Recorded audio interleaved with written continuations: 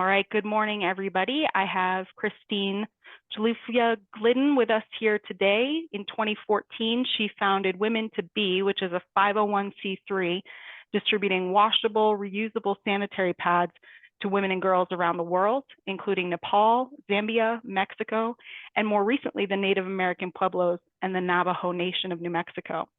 These kits keep girls in school and help them avoid child marriage and early pregnancy. In New Mexico, they provide Plan B when a woman cannot afford or does not have access to disposable products. So far, this is an all-volunteer effort, and they've distributed 15,000 kits. These kits last 3 years, and Christine's going to tell us a lot more about this. So over to you, Christine. Very good. Thank you so much, Jen and Arturo, for organizing this just astounding effort to educate District 5520 on what it is that individuals and clubs can do for women and girls around the world. I am Christine Jalufia Glidden. I'm a member of Rotary del Sol and founder, as Jen had said, of a small nonprofit here based in Albuquerque called Women to Be. You may notice that my middle name is Jalufia, and I'll go on to explain that later as to how that came to be. Next slide, please. So this is a very powerful story for me. That's me on the left, and a woman I met 8 years ago by the name of Yang Jin. Yang Jin had come to the United States to Albuquerque from a Nepali refugee camp. Yang Jin had lived in that refugee camp for 17 years. She and her family and 100,000 other people left Bhutan under penalty of death, torture, and imprisonment back in, probably about, by now, 20 years ago. As I mentioned, she lived in that camp for 17 years.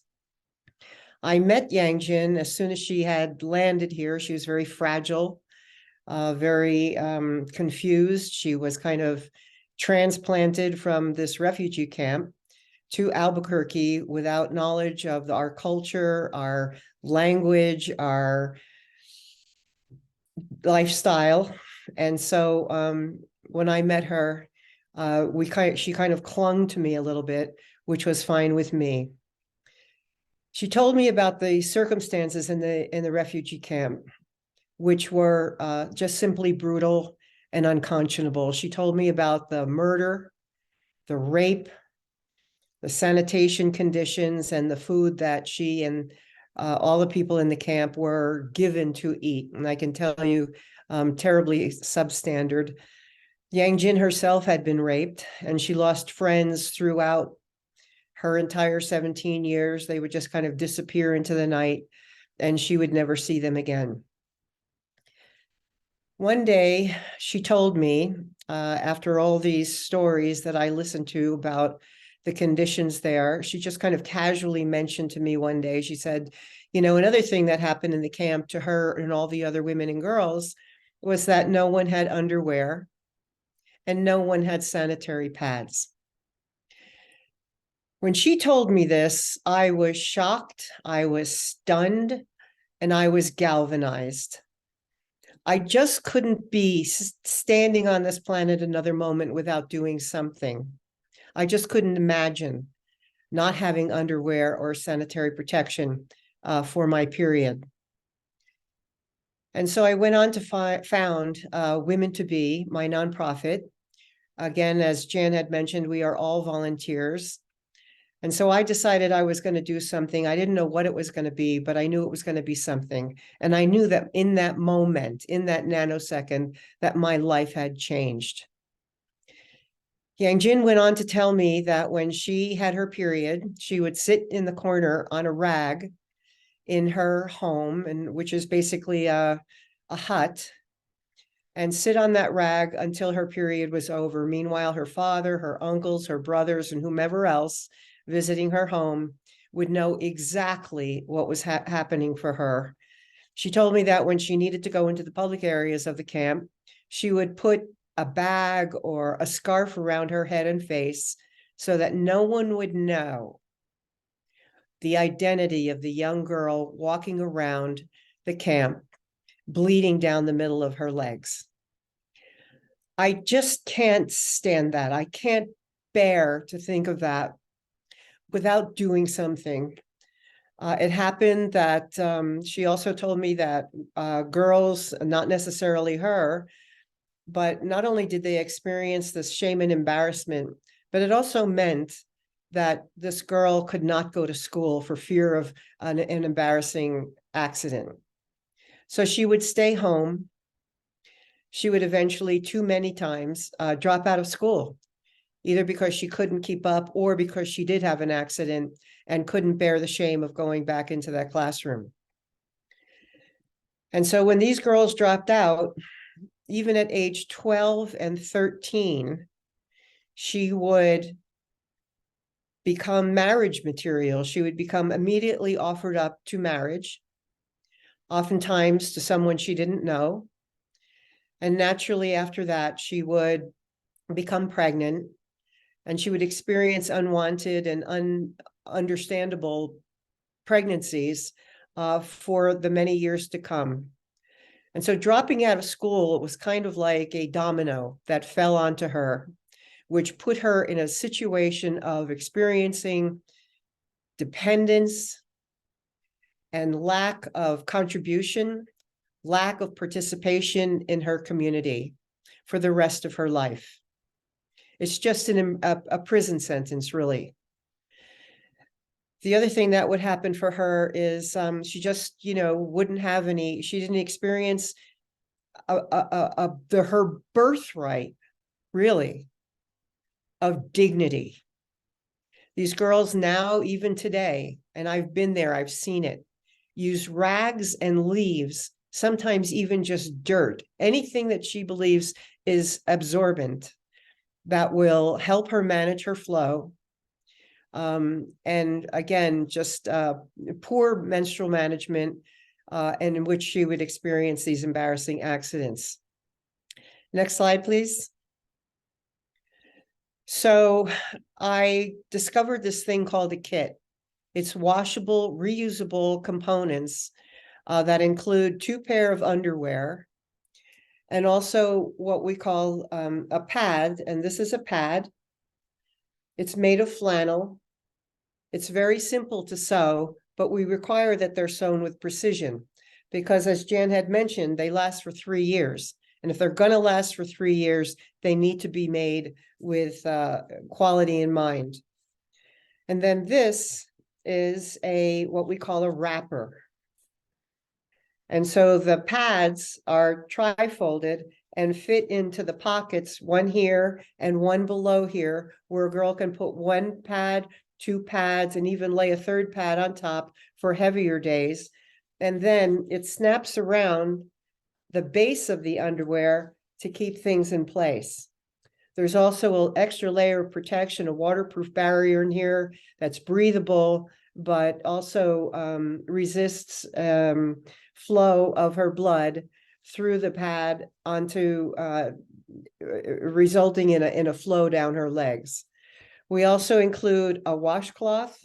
We also include Ziploc bags so that she has a method of cleaning her products. And so what she does is during the day, she has her wrapper. She takes out her used pads, replaces with clean, takes the used pads, puts them in the Ziploc bag. And at the end of the day, she takes everything that's in the Ziploc bag and washes it with water. She doesn't need soap. She doesn't even need clean water, just some form of water that she can soak her pads in, dries them overnight, and is ready to go the next day. And all of this fits in a drawstring bag, just like this. And I can tell you, having been there 4 times now, especially in the remote regions, this is the most beautiful thing that she will own. In an environment that is mostly made of grays and blacks and browns, she gets to have this very cheerful kind of fabric that raises her spirits. And we also tell girls that this is not to be shared. None of her pads should be shared. These is just for her. This is her special kit. and she needs to be proud of it and take care of it. Next slide, please. So I went to Yangjin's refugee camp. I went there about a year later after having spoken to her about this. And I also went to this place called the Kingdom of Mustang, or in the local language, we say Kingdom of Mustang, and that was in 2014. Local women here in Albuquerque, who are some of the most humble and grateful women I have ever met, sewed for us 1,000 kits. And so Women to Be took 1,000 kits and delivered them to the refugee camp and the Kingdom of Mustang or Mustang. Next slide, please. Here you'll see the camp itself. I went there. It's operated by the United Nations High Commission on Refugees and also the Nepal government. Next, please. From there, I went to Mustang. Mustang is in the north of Tibet. In the north of Nepal that borders Tibet. The high mountains you see there in the background are at 26,000 feet. Those are the mountains of Dalgiri and Annapurna. The highest I went was about 14,000 feet. Next slide, please. And I was helped along by these two women prior to my leaving through a rabbit hole of trying to make a network and make contacts in Nepal. I connected with these two women who were born in Mustang. And so they were one of the rare two girls who grew up in Mustang. They, of course, know the language, the culture, the leaders of the area. And they were, again, rare in that they left Mustang for some years and lived in Kathmandu, where they received an education, a proper education. And so they spoke English, which I was very fortunate to have because I spoke none of the local language in Mustang. Here you see, that's Karma delivering the reproductive health class, because every girl, every recipient of a kit learns how her body works. She learns about her period and how it happens, why it happens. And she also learns about sexual intimacy. Many girls in Nepal and all around the world, probably more girls than not, don't know how their bodies work. When they get their periods, they think they're just going to simply die. Right? So they have their period, their first period for 3, 4, 5 days. They're bleeding. There's no one they can ask what's happening because the subject matter is completely taboo. They think they're going to die. And at the end of their 4 days, when it ends, it's just kind of a relief. And they think that they've dodged death, until naturally 3 or 4 weeks later, she gets her period again. And she's just terrified and frightened about what's happening to her own body. So we teach her what's happened here and how this whole thing works. We also teach her to count her days. And so even though it's probably not the most effective method of protection against pregnancy, at least she has something. We also teach her about sexual intimacy. These girls, when they're 12 or 13 or 14 or 15 and get married, they are totally not prepared for what's expected of them in sexual intimacy during their marriage. And so this comes as a complete shock. Can you imagine being that girl and not knowing what to expect? Next slide, please. These girls right here in a classroom in Mustang are learning about how their bodies work. You remember when you learned about the birds and the bees, kind of shocking. And here they are just glued to the information that they're receiving, and grateful to know it. They realize that their lives are about to change. And having given out, I don't know, probably of the 15,000 kits we've delivered, I've probably by my own hand given out 10,000, 8,000. I'm not really sure, but I can tell you that that I say I don't speak Nepali. but I speak the language of faces, as you see in these girls' faces, what this information and what their kits will mean to them. Next slide, please. This is probably one of my favorite photographs of all times. Here I am in Mustang. You can see me. Everybody is dressed in other colors, and there I am in bright orange and a white face. These women were, as you can see, are happy. They're grateful to receive their kits. And I am sitting there as more grateful than they are to be participating in this project. Next, please. So after that, through another rabbit hole of connections, I was able to meet the king, or chief as he prefers to be called, of the Bemba people of Zambia. And his full name is Mwene Lubemba Chirimakulu Kanyanta Manga II. Women to Be brought 1,200 kits to Zambia, to Bemba land. The king, or chief, or Chirimakulu, is the leader of 7 million tribal members, 7 million. And so his need is great. His people are poor.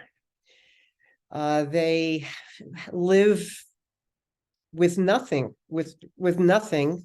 Education is very limited and requires a tuition which most families cannot afford. The Chirimakulu at this time, when he was here in the United States as our guest, and then I went to Zambia, and I'll show you some photos.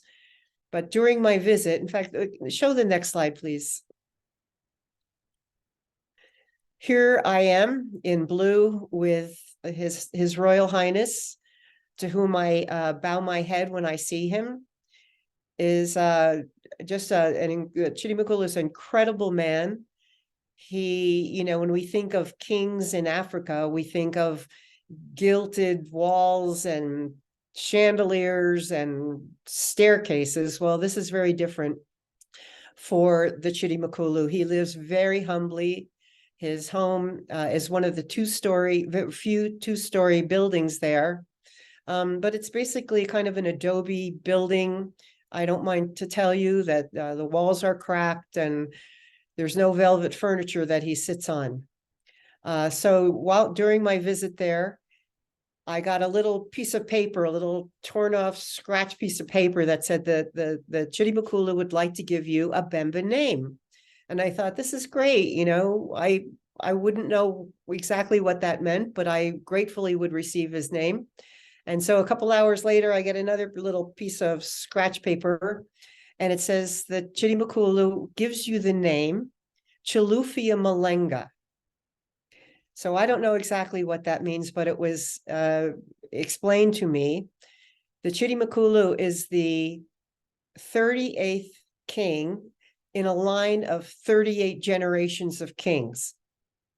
Imagine. And so he's very highly revered. He is believed to speak for the word of God every time he opens his mouth.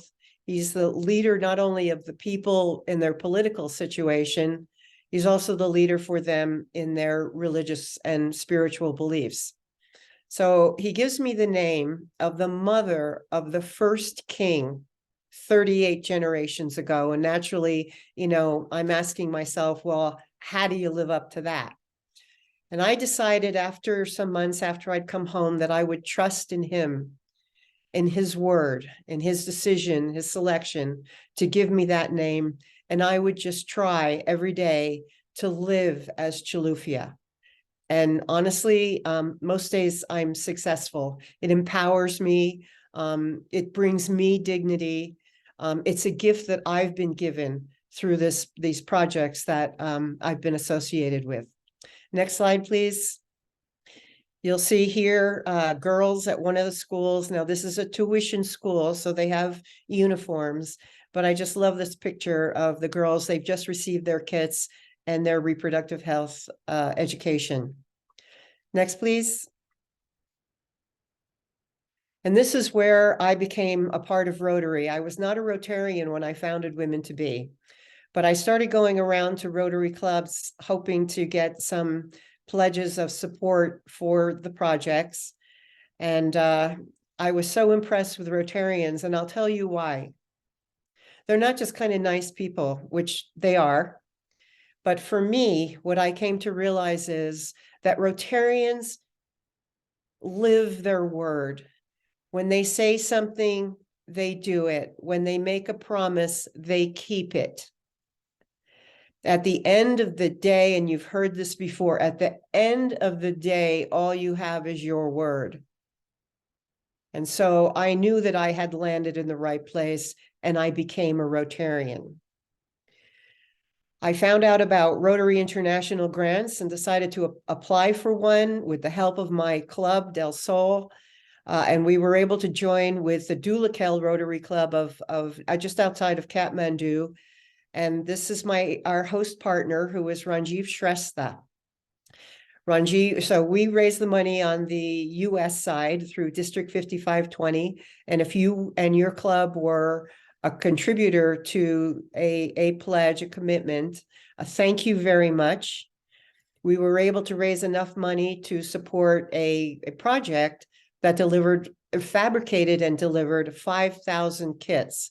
And the way that we did this is we established, or I should say, Ranjiv established a sewing center in Dulacal. He trained 25 women. Then he employed 25 women to sew our kits. Next slide, please. And here is the entryway into the sewing center. You can see the 4-way test is plastered right there on top. And below, Ranjiv had a brass plaque made listing all of the Rotary clubs that had made contributions. The space that we used for the sewing center was donated by the local Chamber of Commerce. Next slide, please. And here's our sewing center. Okay, some of the machines are not being used at the moment, but this is our sewing center. I almost cried, or maybe I did, when I walked in there. And these women, I mean, they think I'm Angelina Jolie / Mother Teresa for showing up there. Again, I'm probably a foot taller than most of the women there. I have white skin, and I'm from the US, which they believe is this perfect society. And I try to explain to them, you know, we also have our problems. Every single one of these women, I remember them, and I'm very grateful for their relationship and appreciation of me. Next slide, please. This is one of the visits that we made to one of the schools. This is probably one of the larger events that we had at a school. Normally, it's just like me and Ranjiv and 1 or 2 other people. But in this case, you can see me over there to the left. Next to me is Shivatmika, who is a medical student at the University of Kathmandu, who came along with us and did the reproductive health class. And the rest of them are just Rotarians who showed up that day at a big celebration of the project. The man standing there with the phone next to his ear is the parliamentarian of the area, kind of like the congressperson, senator of the area, to just show his appreciation for all that we were doing there. Next slide, please. And here are, you know, some faces of girls in the classroom, again, learning about their bodies.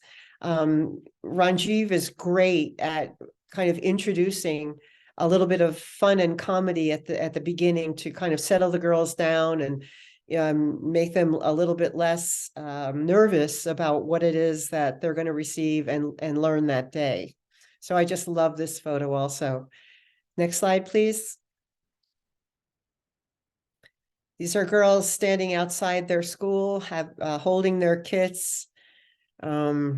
I've seen thousands of girls like this, and again, the thing about generosity is you think it looks like you're doing something for someone else, and I can tell you that more was done for me during these projects than anything else. I believe that we were all born to serve. We were all born to be generous. And too many people in our world, in our country, our communities don't understand that. They've forgotten that generosity is something that they were meant to act on.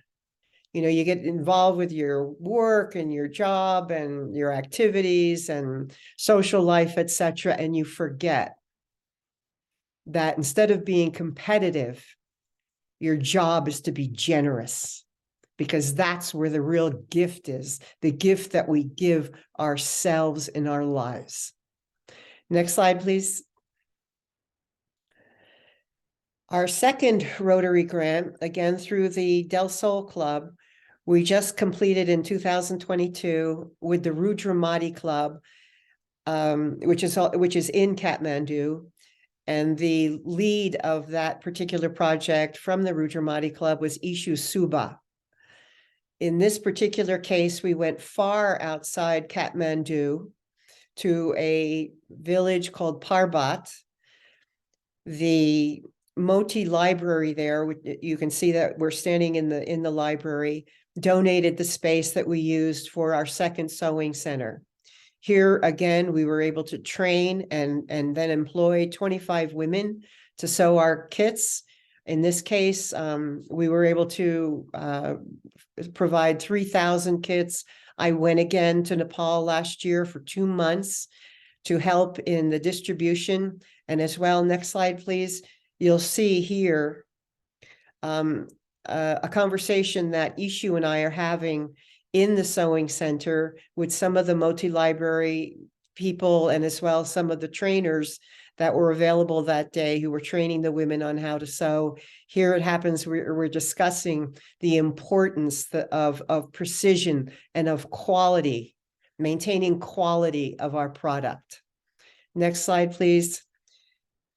Here's the group of us, all our employees, the women who are learning to sew, all of the trainers, again, some people from the library and some local administrators. Happy day, just unbelievable. And in the back there onto the left, you can see that there's a poster that welcomes members of the Rotary Club of Albuquerque del Sol and the Rudramati Club of Kathmandu. Next slide, please. Just the sewing center to the left, you can see a trainer teaching a woman how to sew on a machine. Upper right, you can see more of the sewing center as the women are trained on how to sew. And then, silly me, bottom left, I went paragliding. And I'll just tell you that this was nothing compared to the bungee jump I had done just, 5 or 6 days earlier, from the second highest bungee jump in the world. And I am so grateful to be able to say to you, I never have to do it again. Next slide, please. This is our third project, again, sponsored by Del Sol. I'm currently in the process of raising money. I've been up and down the Rio Grande and even outside of it to Alamogordo, and next week I go to Hobbs to raise money for this third project. We call it the Siegel Memorial Deaf School Project.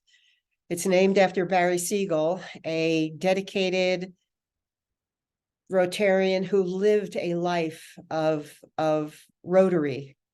He was a great humanitarian. He passed away about a year ago. He was also president or chair of the Board of Trustees for Women to Be. I miss him. He was a great friend, and I can't think of a better thing to do in my life than to assign his name to this third project. And as you can see, it is at a deaf school. Unfortunately, in Nepal and probably many places around the world, people with physical and mental handicaps are considered just, and I'll say second class, but I really mean 17th class citizens. They are discarded, they are abandoned, they are ignored. And so at this deaf school, even though these students at the deaf school can write and read English, they can do advanced mathematics, They learn about culture all around the world. They will never find jobs, regardless of their education. No one will hire them. That's how they are treated. Many of these students are boarded at the school. They come from family farms. Their family pretty much doesn't want them. They're an embarrassment to the family. And so they come to the school for an exquisite education. Here I am entering the school, and you can see some of the younger students are lined up. It's kindergarten through 12th grade. They're welcoming me with hands out, and I don't know what else to do, but just say namaste. And namaste, if you don't know, means I acknowledge the divinity within you. And this is true regardless of religious affiliation, or any spiritual belief system that you may participate in. It's just the divinity within you. And so here I offer namastes. Next slide, please. And I visited all of the classrooms, every single one of them, from kindergarten through 12th. You can see every time I entered one of the classrooms, the students would stand, they would give me their blessing, their acknowledgement of namaste. They would smile, they would laugh. I learned like 4 different words in sign language, so that helped a little bit. The upper right, you'll see the grounds, the campus of the school. It's very clean, very well kept, very well organized, something befitting what these students deserve. And down on the right, just another classroom that I visited. These students are just so respectful, so appreciative. They know that they are special to get this education. Next slide, please. Here we are. Over to the left is Shraddha Kunwar, who is married to the gentleman in the middle, who is Sudeep Korola. Sudeep is our host partner in Nepal, and as we are the international partner here in the US. And here we are, the gentleman with the mask on is the school principal. We are sitting there designing the project. And it didn't take long because we all know what we want. We all know what we want to do. We want to provide training and jobs for the deaf students. So our plan would be to set up a sewing center. We're going to start teaching sewing probably around 6th grade, just simple sewing, bring the students through 12th grade, learning how to sew. And those of them who want to be employed by us will be employed by us at our sewing center. And we will make our projects sustainable, our sewing centers sustainable, just as we have with the other 2, by seeking contracts with hospitals, restaurants, or wherever, commercial business, to seek more projects and work so that we can keep our sewing center alive and well and keep our employees employed. And I'll also tell you that a lot of these students will probably go on to become entrepreneurs, get their own contracts, work out of their homes, and continue a life of contribution, of dependence, of independence, and ability to have families where their families are provided for. Next slide, please. So let me tell you about what we've done between Women to Be and Rotary. Women to Be mostly exists for doing small projects, which I'll tell you about in a minute. And it also exists to raise money for things like some of my travel. I went to Houston to the international conference that Rotary held in Houston. So Women to Be provides the money for me to do that. And also seeks grants to support the Rotary International projects. So in Nepal, twice now, Women to Be has been there on its own. We've distributed 2,000 kits.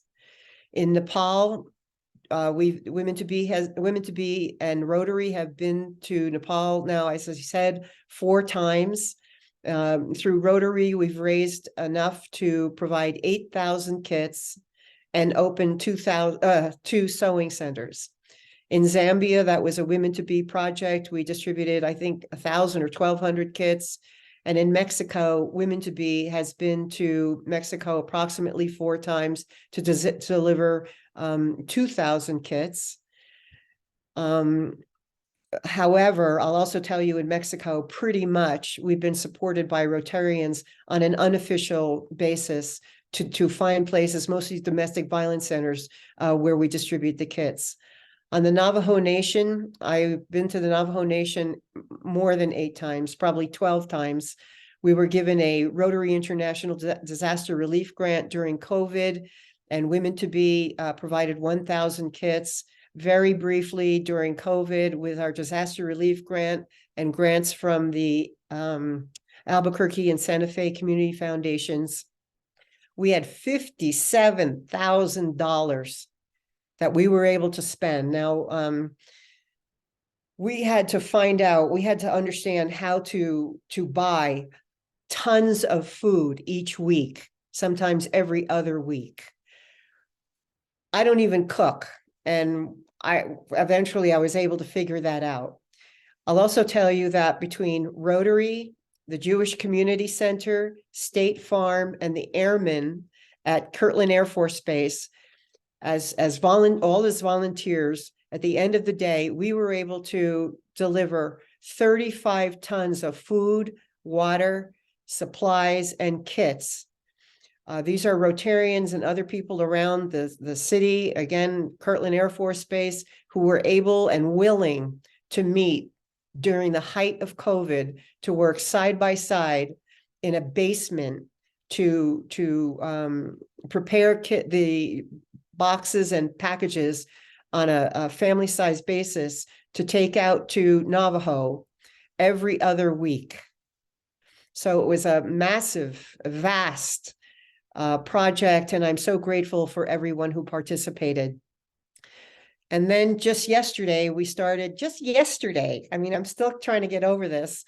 We distributed our first 100 kits to the Albuquerque Homeless Program. So we are now very firmly established locally in Albuquerque. As Jan had mentioned, and I'm going to probably round up a little bit, we've distributed 15,000 kits worldwide. We've created 2 sewing centers and created about 40 jobs. So you do the math, each kit lasts 3 years. Think about it. If we did 15,000 kits, that's 45,000 years of education and opportunity for girls around the world. Just imagine that, 45,000 years, all volunteer, no one is paid. But I'll also tell you, when I think about it, really, despite the fact that girls get an education, I'm grateful for that. They delay marriage, they delay unwanted pregnancy or unintended pregnancy. For me, the greatest gift we give or allow or offer is just dignity. Just dignity, to get the girls out of the corner, get the scarves off their heads, and let them live in dignity. If that's the only thing we can do, and we do so much more, that if that's the only thing we can do, I feel complete. I feel satisfied. Dignity is something you're born with, and when you lose it, you lose your life, you lose yourself. So if we can re-offer, reinstall, I guess, dignity to a girl's life, and in this case, 15,000 of them, believe me, my life is improved. The enrichment of my life has happened. My place in the world, my satisfaction with my life, the love and relationship and peace that this project has given me is priceless. I don't know how to count it. It's uncountable. Next slide, please. And I'm going to end here. This is my last slide. This little human unit is my granddaughter. She's 2 years old, and she stands in a dress that I brought back from Nepal for her. Her name, when she was born, is Hadley. But when the king found out that she existed, the Chitimakulu from Zambia found out that she existed, he sent over a name for her, and her name is Kanyanta, which is included in his name because it's the village that he came from, was born in.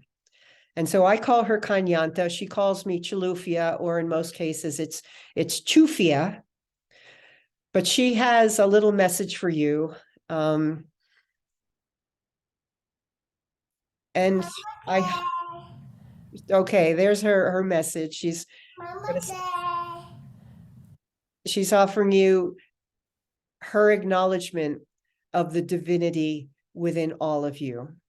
I thank you for your time and attention today. And here's what you can do if you're interested to help Del Sol, women to be, and girls around the world.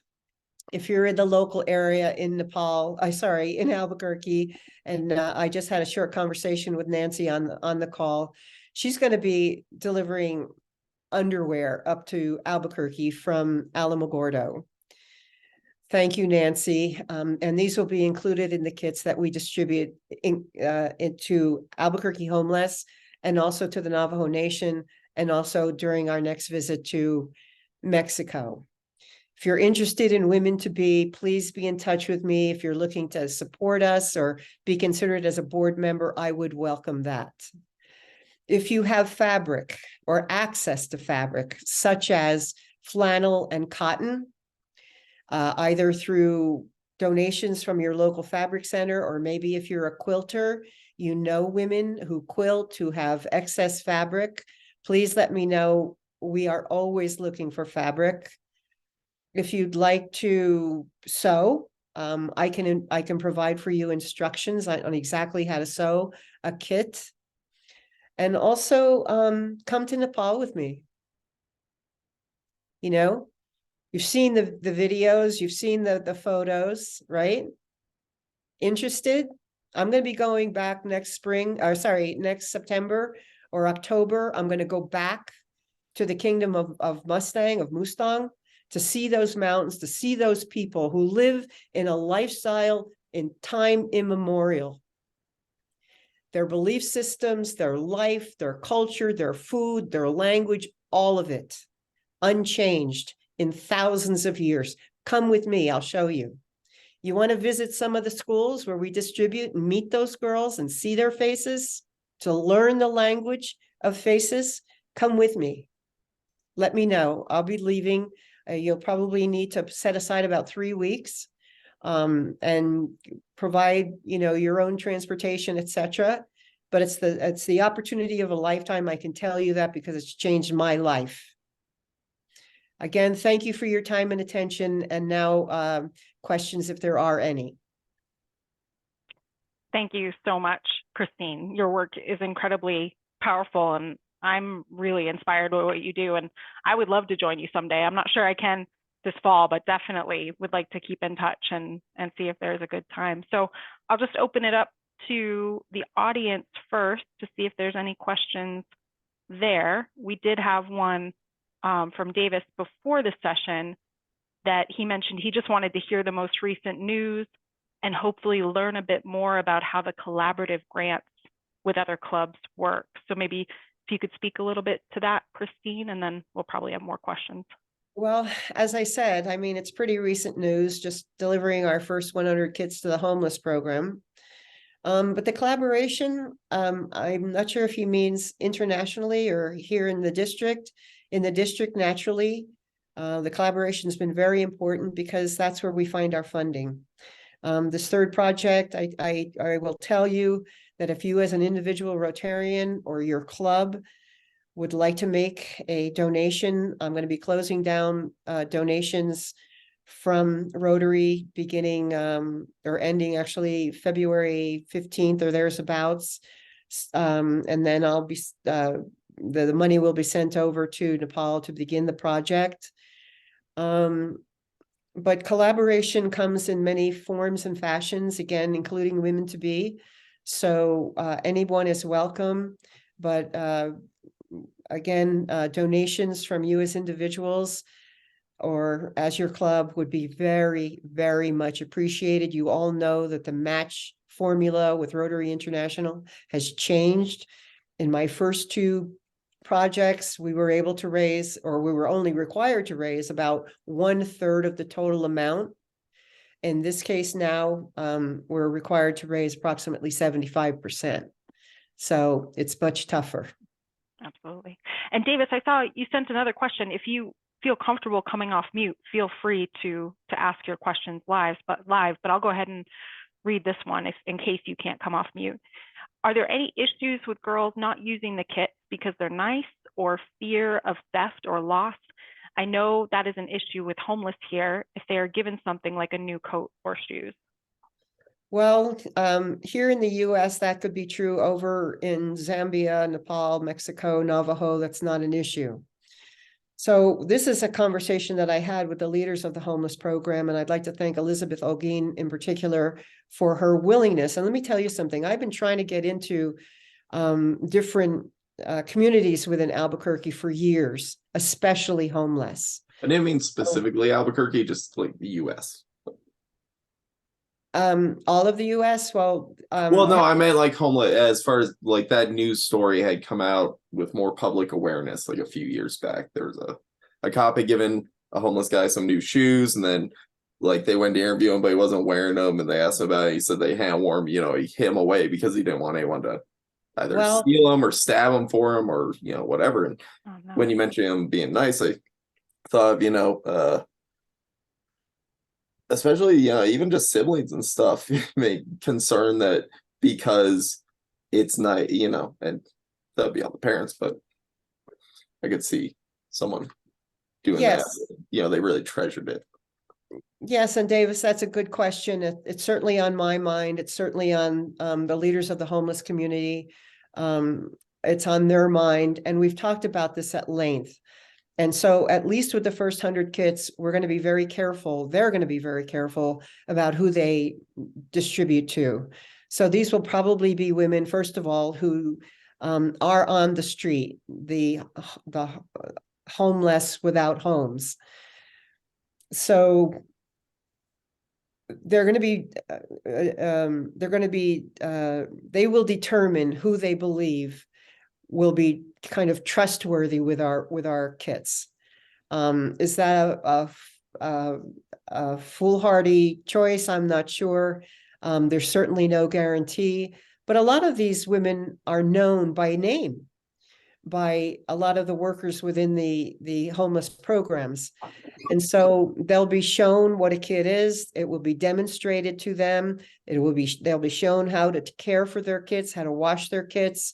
There's no guarantee, but we have taken protection such that these kits are not just simply discarded after 3 months or 6 months or whatever. And women workers will be checking on these homeless women who do have their kits to make sure that they're used properly, that they're effective, and as well that they're still in possession by the woman that they've been distributed to. But Davis. When I was talking about the kits, I meant the kits in Nepal or Zambia, or kits in them being concerned about, So ask the question again, please. So when I was talking about them, not using the kits out of concern of whatever, I was acquainted to homeless, but I didn't realize, I had thought that, there's also kit distribution to the homeless. I was thinking of it in terms of, when you were mentioning doing the training classes in the other countries and giving the kits, and, they're nice and green and colored comparatively to the other colors around. And I could see, maybe them, if they did think it was really nice, being concerned about it wearing down over time or something like that. And I don't know, I remember how I was when I was that age. Well, honestly, I don't think that that's an issue. They're not going to be stolen. And we're very careful to tell girls that these kits belong to them. They're not to be shared. They're not to be used in any other method other than to help them protect themselves from bleeding and not being able to go to school. They're not stolen. They're not misused. I actually in Nepal or other countries, I don't have any fear of that. That's good. Arturo, were you going to Yeah, ask? yeah. I'm just going to David's question. I think the challenge here is that the kids that Christine is providing are the only kids. Like, there's no other kids around, so they treasure these kids and are like individual use. So it's not like they're going to be Yeah. finding other different type of colors so there aren't any. So what Christine is doing is taking these kids to those communities where they wouldn't find any alternative options. So I Yeah. see your question about having that lost or theft or worriness, but I think there's not other. And I think, and also, Christine, you can probably talk a little bit more about the culture. Stealing in those communities is something that is really, bad, and people are worried that that's something's going to happen. So I don't think that will happen in those communities specifically, but probably Christine can Oh, talk. I didn't even mean it about the community. I was thinking like their siblings, hiding them, just be jerks. Aw. Or, Oh, like that sort of stealing, not like, yeah. Okay. I guess we've just never been concerned in that way.